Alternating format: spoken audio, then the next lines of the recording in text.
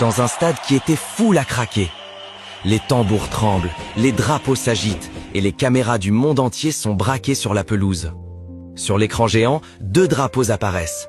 Haïti, Brésil. Un silence étrange tombe d'un coup, comme si tout l'air du stade s'était évaporé. Dans les gradins, un petit garçon haïtien, drapeau noué autour des épaules, fixe le terrain avec des yeux qui brillent. Il ne cligne presque plus. On dirait qu'il regarde son propre destin. Le match commence. Et tout de suite, le Brésil frappe. Des passes éclairs, des dribbles impossibles, une vitesse presque irréelle.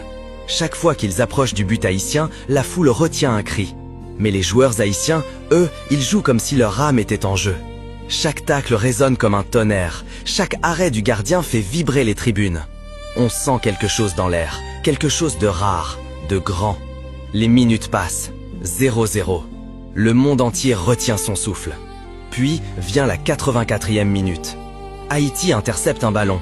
Un joueur s'élance. Une course folle. Il efface un défenseur, puis un deuxième. Le stade se lève d'un seul mouvement. Le petit garçon, lui, se redresse, bouche ouverte, cœur prêt à éclater. Le joueur d'Haïti arrive aux 20 mètres. Il lève la tête, il frappe. Un tir sec, précis, foudroyant.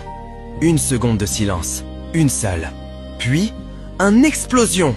But pour Haïti, 1-0. La foule se déchaîne. Les Haïtiens pleurent, crient, tombent à genoux.